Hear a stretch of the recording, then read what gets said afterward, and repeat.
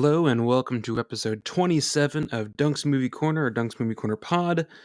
If you're new, welcome. If you're not new, welcome back. If you've kind of just stumbled upon this, don't stumble away. I will say, however, this is going to be a shorter episode than normal. If you are a repeat listener, you know that these are around anywhere from like 10, 15 minutes to 20, 25 minutes. I was out of town. I was busy. I didn't have a chance to watch a lot of movies or any kind of shows or anything like that. So this is going to be pretty short and sweet. And this is, again, just kind of a recap of what I watched roughly in a week. I know it's maybe been slightly more than a week, but oh well, that's the way it goes sometimes. If you are looking for something that's more of an actual conversation, I do another podcast called The Movie Bros, where me and my brother pick a movie, watch a movie, and kind of discuss and ramble and banter about that movie. So that is called The Movie Bros. I'd say check that out if you want something definitely more long-term. Those are usually from, 40 to an hour and change. So I'd say check that out. That's posted weekly. This is also hopefully posted weekly if I actually stay on top of it. But without further ado, let's kind of just get into it. For episode 27, I only watched 3 movies this week, so it's going to be, again, pretty short and sweet. I ended the week last week. I believe the last one I talked about last week was Lincoln, which was, I found a letdown, a bit of a snooze fest.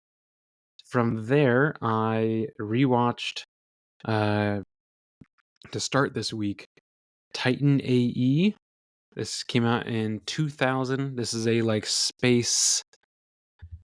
I don't even know how you just I don't know what. I mean, it's animated. It's that cool animation where it's like both 3D and 2D, with the backgrounds are actually painted, it's really good. It's like Treasure Planet or Atlantis that way, but I don't think it is Disney, and I don't even think it's DreamWorks. I don't know who did this. It stars Matt Damon, Bill Pullman, Drew Barrymore, John Leguizamo. You'd recognize.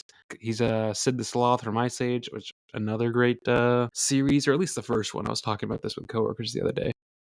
It's sort of humanity's survival against the classic, we just want to destroy mankind for the sake of it, evil aliens that are made out of energy. It's fun. It's very light. I will say, though, it's slightly more adult than I would say. I just watched Emperor's New Groove last week, and this is way more an actual, heavier story with not as much, there's funnier bits, but not so much in this. The lead, I think it's Drew Barrymore's character. I remember definitely having a crush on her as a kid watching this when I was 6. Yeah, it's a fun watch. I wouldn't say it's amazing. I would probably give it a 2.5, 3 out of 5. Fun. Would I call it a good movie or even one of my favorites? Probably not. But if you watch this and you want something a little bit, maybe, I don't want to say better, but better, I would check out Atlantis: The Lost Empire. I would check out Treasure Planet. Yeah, I would check out literally any of those things.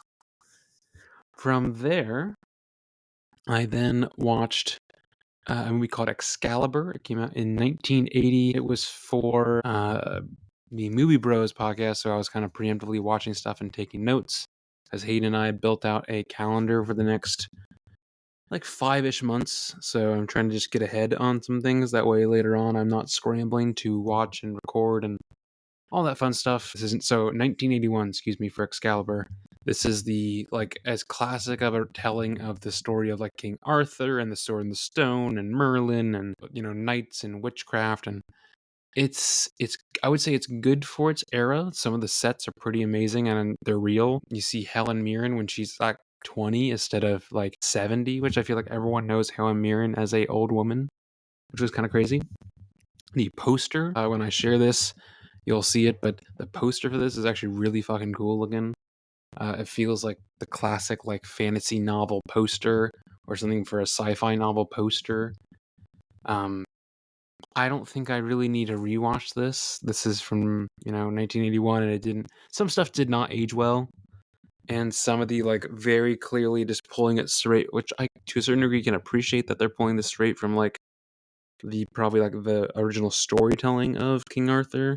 Sometimes that did not transfer well to a movie, but I'd say call it 3.5. I probably if someone's I want to watch this, I say sure, have at it, but I wouldn't go telling people about it. from there, I quote unquote wrapped up my week because, again, I was gone for a long weekend with friends, so I didn't really have a chance to do any of this kind of stuff. So there's a big gap between my movies.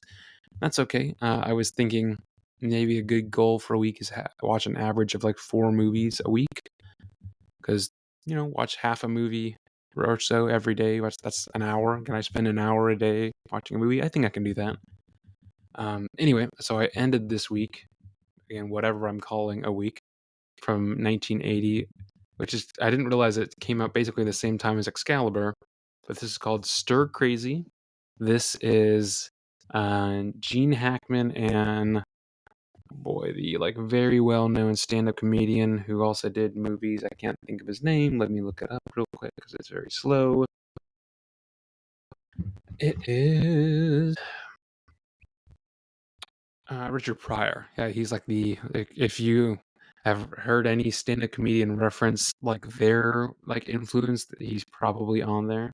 Gene Hackman is, as always, almost kind of he's a character. He's a caricature of a person. Like, I see why he was cast in things like Young Frankenstein or Willie or Charlie and the Chocolate Factory. It's them getting wrongfully convicted of robbery, and then they have to go to jail, and there's them trying to not lose their minds and trying to escape, and it's fun. It's a little more lighthearted. And there's a rodeo, which for whatever reason it's a major plot point.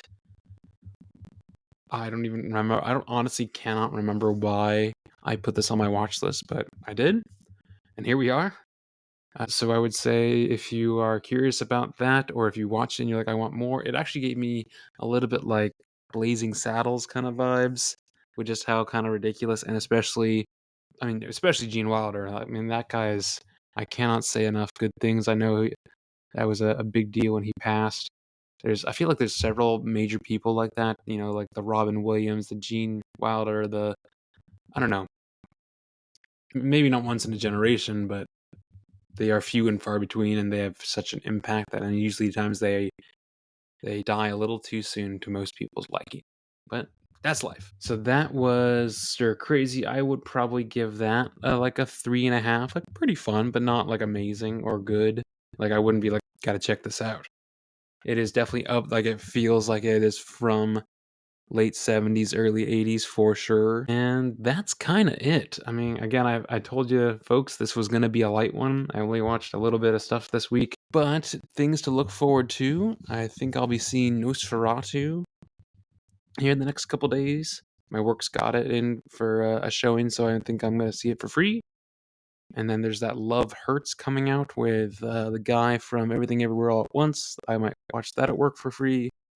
What I'm actually excited about is I've tickets to see La La Land in concert. So basically, they're going to show the movie up on a massive screen, and then anytime there's music, there's a live there's a live orchestra actually playing the music.